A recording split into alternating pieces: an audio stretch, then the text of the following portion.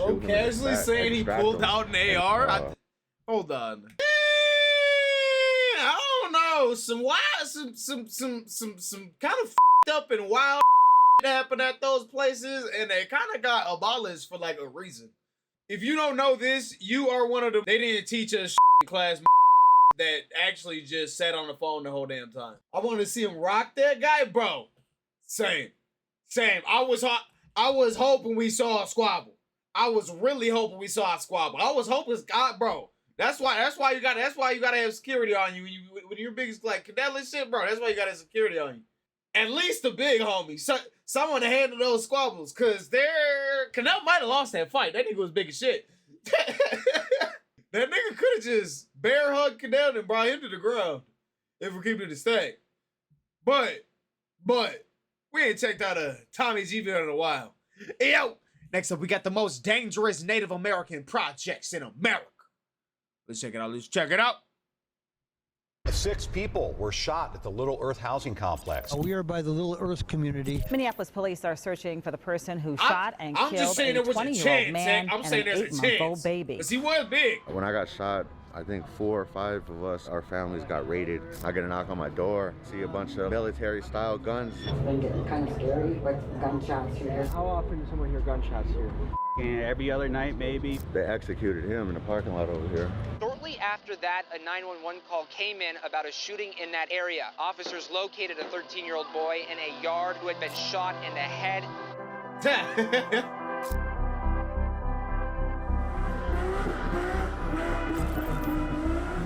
Be little ass motherfuckers with like guns and shit, like 12, 11 years old and shit, running around with guns and shit. Yeah, the young nigga got switches now. The young Let's niggas got cover how the switches Little Earth now. Housing Project came to be. The Indian Relocation Act of 1956 was signed into law, and the intent of the bill was to encourage natives to leave the reservations, go into the cities, and, quote, assimilate into society. When this was signed into law, thousands of natives flocked from reservations to the cities under the promise of a good-paying job and economic mobility. Many natives from Midwestern tribes, like the Lakota, for example, relocated to the city of Minneapolis. These folks were paid to leave their reservation, but once they got to the city, they found themselves cut off from the support system of family and community that their reservation had provided. In 1973, the Little Earth Project was founded. I actually took a lot of classes about like Native history and shit for just a bunch of extra credits I needed in college, so I know a bunch of shit about this. So that's another reason why I found this interesting. Thought this video might be a little extra interesting. As a response to the housing discrimination that many natives faced. Although not officially a reservation, the 90% native population of Little Earth lead many to perceive it as such. The nearly 2.5 square mile of housing project is home to 1,500 people, and over 39 different tribes are represented in this population. This is a place of yin and yang, in which it has both a very tight-knit community, but also frequent violence and chaos. The instability is not surprising when you consider the high rates of unemployment, alcoholism, and the fact that 94% of the population is living under the poverty line. Today, we go boots on the ground on Little Earth, the only native housing project in the U.S., and we move through the neighborhood and talk he's to in the residents Minnesota? and get a feel for what everyday life is like. Let's dive in. More money, more problems, bitch, No shot. Cause I want it all. My head has been robbing, my head has been trapping, trying to get the shit off. Niggas say you want war, but I know he don't want to get caught in that cross. Fuck your hoe one time, then I'm done that, tell the little hoe get lost.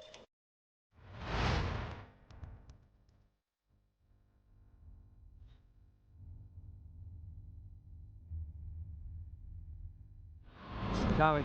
Great, how you doing? Nice to meet you, man. How are you? Doing good, bro. Hey. What's up, bro? What's up, yo? Nice to meet you, bro. Nice to meet you, too. Bro, I've been waiting for, opportunity to spotlight my neighborhood here, bro. Yeah. It's one of a kind, bro. It's unique, you know what I mean? It's one of a kind in the country. The only indigenous based Section 8 housing in the United States. I grew up right here in this second house right here. It's quite the experience here, bro. You get a little bit of everything. It didn't always look like this either. There was these fences and stuff weren't up always. I've never heard of this place. Got, worse and stuff. They put them up. Police are reporting a 13-year-old boy was shot in the head last night. 6 people were shot at the Little Earth housing complex. Police tell us the shooting. Bro, it's not even just this location, bro. Minneapolis is fuck, bro. Niggas be dying like every fucking day in Minneapolis now. It's fucking crazy. Happened during a fight. Minneapolis police are investigating a shooting that left 1 man dead and a juvenile wounded of the 2400 block of Ogama Place. You wouldn't expect it in a place like Minnesota. This morning.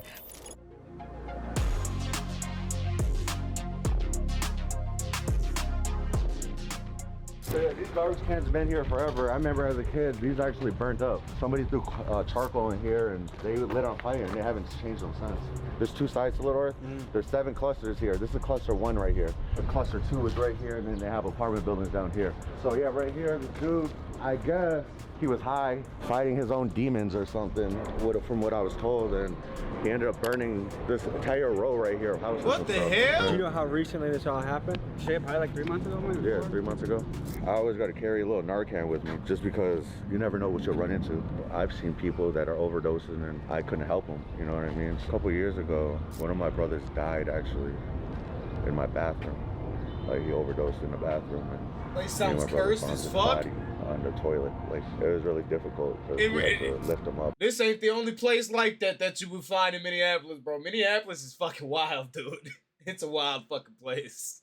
Then pull his pants back up on him and shit be going after down. bringing him down the stairs. Shit be his going mother down. knocks on my door and I didn't know that she knew where I lived even. So it was just like a movie almost. That after that we brought him to the hospital and yeah, he didn't make it. You know, I wish I had Narcan at the house because of it. So after that incident, like I decided it's best just to keep Narcan with me. You can see people getting high, just, you know what I mean, just in the broad daylight, just getting high. And it's fentanyl hit this community particularly for sure, bro. There's at least 1 overdose a day, if not 2, 3, bro. I'm so desensitized to it now. Me and my brother were doing the math on like how many people we knew in the community that we grew up with personally to have a relationship with them. And we think we're in a closer range to 65 to 70 people that we know personally had a relationship with that have passed away and are no longer with us anymore. It's pretty heartbreaking, bro. There's a lot of people we grew up with that are no longer here, bro. So, yeah, I don't know. Are you sober? Oh yeah. Drugs are a hell of a drug. Needles. I grew up watching that, so I didn't, bro, that that's not what I fentanyl, want to be like. that should be that should be taking I have niggas. kids, so I want to be That something should be taking niggas, you know, for real. I never had. And then me and my brother ended up getting our unit right here until we got kicked out. What made you get kicked out? My brother right here was fighting, and the dude kept trying to get to his friends. We went outside prepared ready to fight with drama, you know what I mean? And during that time, I had my concealed carry. I had an AR-15 on me, and you know, in Minnesota, you can't open carry with an AR-15. So that's where my felony came into place right there, was open carrying that. As he's fighting, one of the guys, point blank range, about to shoot him. Casually saying he pulled out an AR? Hold on. Where my felony came into place right there was open carrying that. As he's fighting, one of the guys, point blank range, about to shoot him in his back. I distract him, and from that distraction, he shot me. One of my brothers ended up returning fire on him and ended up shooting 5 people that day. And I was the 6th person to get shot that day. So from that day, you know, it's hard to prove self-defense with that situation. I sat 104 days in the county, and then I did probation, and then like I violated probation. I had to fight the violation.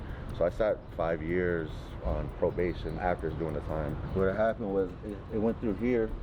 It missed my Achilles tendon and missed my ankle, both by just centimeters. That's lucky. Yeah, I had to teach myself how to walk again, and I'll never ever walk the same. How often does someone hear gunshots here?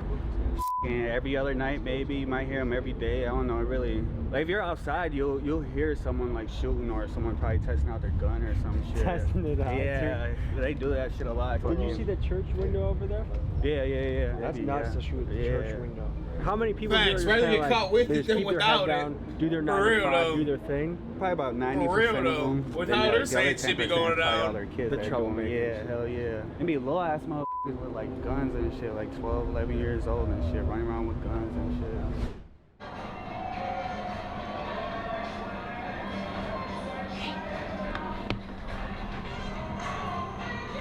I'm just a great grandma. I stay at home. I'm raising her. I've had her all this time. I'll probably have her till she's 18. Come on, Victoria. Grandma Rose was kind enough to invite us into her house as she was making lunch for her great-grandkids. I always enjoy talking with the elders of the community, and here's what she had to say. How long have you lived in Little Earth?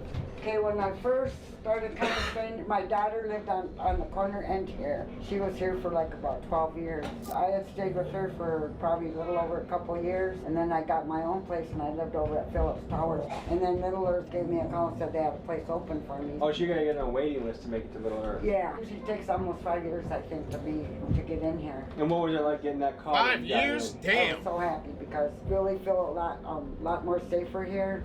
with the people. They really watch out for the elders and stuff. I was like in my 50s when I moved in here. I'm almost 70 now. Little Earth is a unique spot, right? There's nowhere like this in the country. Yeah, we have a lot of different tribes here. What tribe do you trace yourself to? I'm from Grand Portage. Like a couple of my grandsons were involved in the basketball teams here at Little Earth. And yeah, they got some pretty good programs here for the youth. But I pretty much stick to myself around here because, I mean, just lately it just seems like it's been getting kind of scary with gunshots. You hear gunshots every now and then and stuff, and it gets pretty close. And I worry about my great-granddaughter and stuff. I mean, because just a couple years ago, the little girl got shot. I mean, it was by accident, but it gets kind of scary with that. Do you wish there were stricter gun laws? Yes, definitely. There's too many young kids with that, you know, I mean, with the teenagers stealing the, you know, basically from what I heard on the news, the Kias and I don't know what other kind of car, that's pretty typical of that. And they're just getting like a slap on the wrist with the law. Like, what should be the punishment for a kid if they steal a car? What I think, when I grew up, I was a teenager, got in trouble. If you got in trouble, they sent you away. They had the county home school. They had the St. Cloud Children's Home. They had Red Wing for the boys. They had Totem Town for the boys. And you know, and then they had Sac Center. I mean, for juveniles, if you got in trouble, you know, like you got sent to one place, you know, go home, get in trouble again. Then you get sent to a, you know, a more stricter place. And I think they should bring that kind of stuff back. Something is wrong in society if we are. I don't know. Some kind of fucked up and wild ass shit happened at those places, and they kind of got abolished for like a reason. I don't really know about that. I don't know. There does need to be some type of punishment, but those places specifically what she was talking about got shut down for a reason. Afraid of a 14-year-old. Exactly.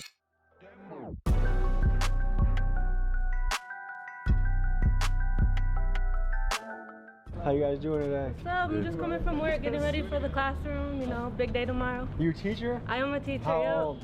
I do 5-year-olds through 12-year-olds. I'm a lead teacher right now. I want to hear someone that went through that program and went through that stuff say that they need to bring it back and say what they went through while going through it.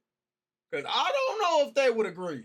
How is that? It's really nice, you know, we got everybody from the community, so it's like... Is it a local school? It is, it's just right across there. Okay. Like, is it hard for kids to focus nowadays? It's more like building that relationship with them, you know? It's really nice to just be with them. I mean, it's such a blessing. You can watch a kid grow from a young kid to a young man or a young woman. Exactly. I was actually a former student there, so being able to work there now, it's like being able to relive my childhood and see them too. Like, you're passing the torch. Yep. Just go to show them the bridge real quick.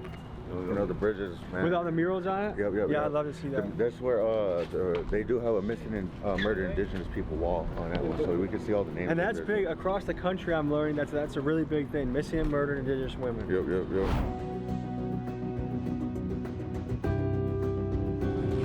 So right here, this is the Lear office right here. This is where, like, they keep the statistics over here. They got, like, college people to help sign up for college over here. This is the Boys and Girls Club over here too, so that's where the youth go during either summer or daytime and stuff. Both do you places. feel like there's enough for youth to do around here?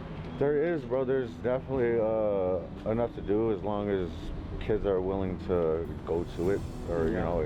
So it's there if they want it. Enough, yeah. If it's interesting enough for the kids, then yeah. So yeah, I don't know when they got when they put these. This like you can't even use this anymore. So yeah, you can't. They people get high right here, bro. This is where you get high at, bro. Like you're rolling up or I don't know whatever right here. But yeah, this is the spots that they're using to get high at. So right no here. one can even use this bridge anymore. Not no more. You could walk the long way. We can see the roof part. I think there's a camera under one of these walls on like the second floor up here. And then on one over here too. On the other side of the street, there's cameras facing it, and then is there still a camera under it? Oh, they had one under one of these. I'm not I'm sure. learning. Basically, I'm ran on the learning. CCTV, bro. He used to work dispatch. Yeah, yep. You've seen somebody we grew up with get murdered. Like literally, like. I just went into work that night actually, and eventually finding out, seeing what happened, and it was unfortunate. You know, somebody got murdered on the other side of the street by these apartments. I never seen someone take death like that. They knew he was gonna die. Yeah, you could and he just sat down and. Then they point blank executed him. Yeah, basically, yeah. But if I'm being honest, he really accepted death, and you know that was crazy. That was happened in 2018. That was like March 24th. How long did you do that job for? I was only dispatcher there for about maybe a month. You couldn't take it anymore after that? It wasn't that. They stopped. They told me I couldn't work there no more because when he got shot, they just didn't want me to be like behind the cameras, thinking that I'm gonna inside man. Yeah.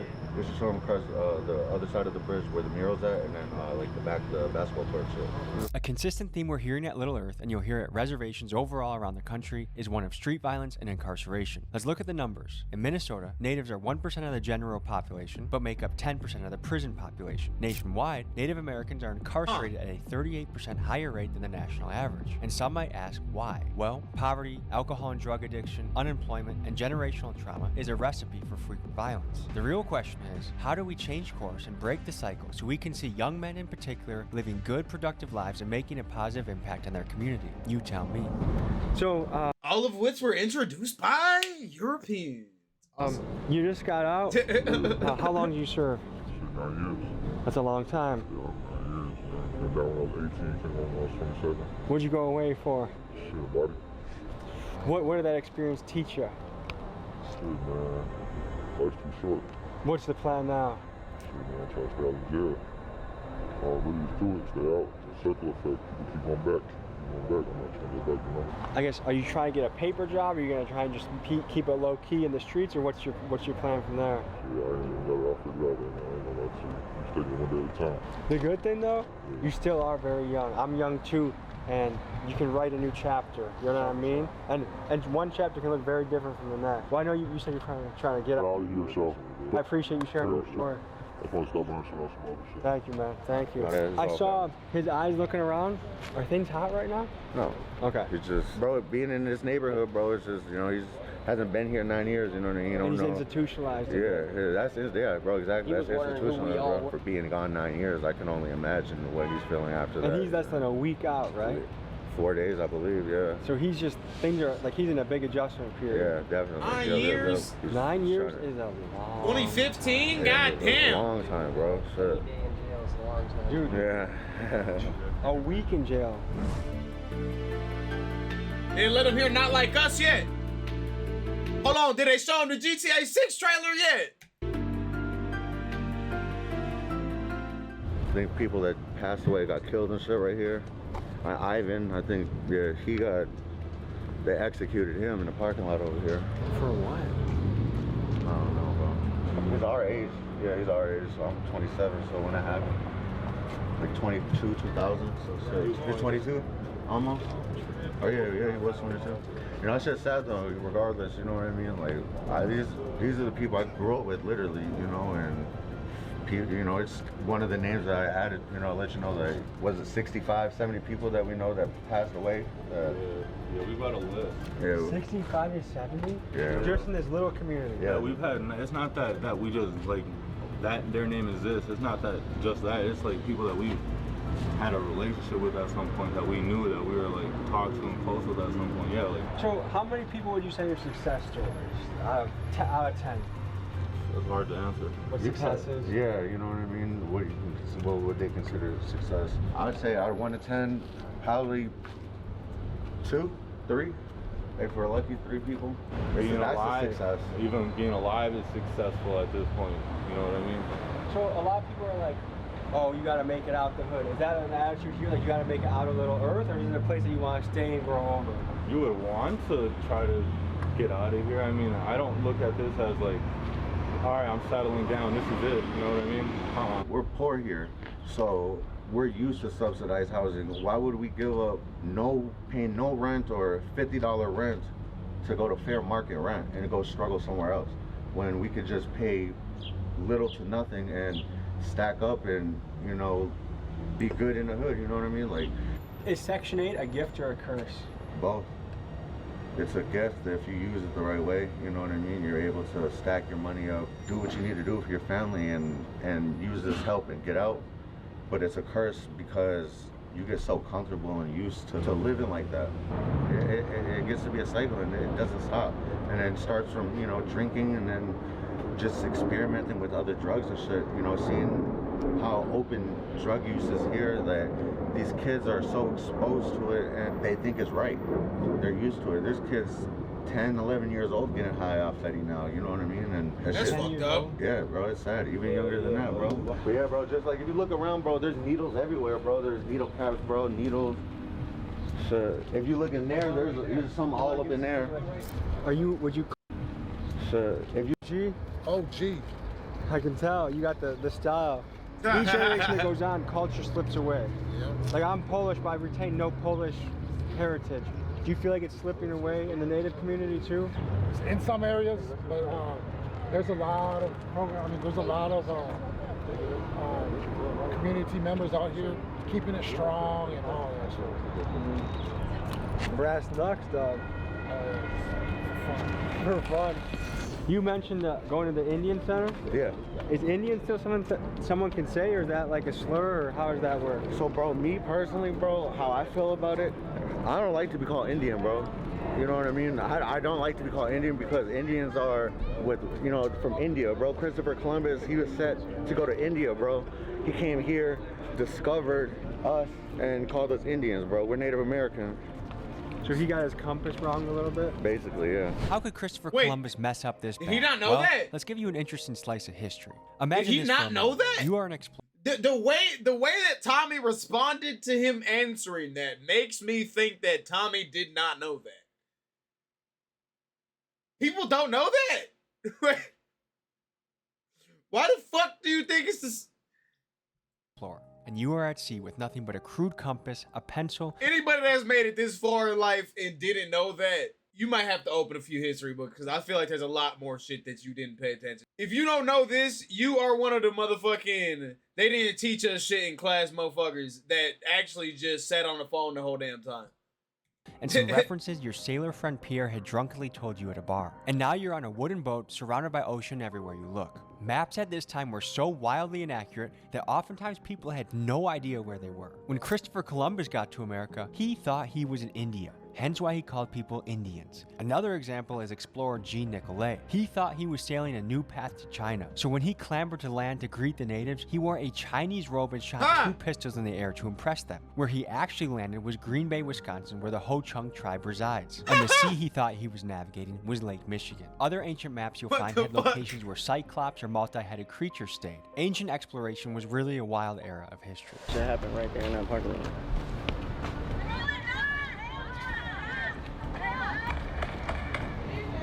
Holy right shit. There. Is everyone okay? Yeah, well, my cousin got shot. That's wild, dude. My sister recorded that. I lost my video because they banned my Snapchat, but I was right here. We ran this way. Did you have adrenaline pumping through you? Hell yeah. Dude, that's where you get the shakes afterwards. But yeah, he got shot. He ran over there. We went and picked him up. I'm holding him, hands full of blood and shit, bring him to the hospital.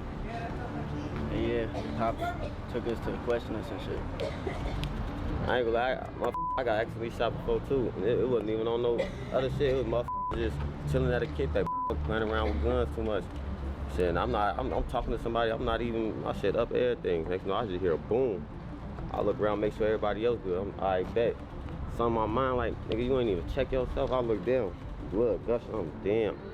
And that was just on some chill shit. Wasn't my family, you know what I'm saying? So like, shit happen, anything happen anytime, it's pretty crazy. And where That's why you don't play with motherfucking guns. 3 hours in surgery in Minnesota, and then they couldn't even finish it, so I had to fly me over to North Dakota, my stomach cut open, and then finish another 3 hours over there.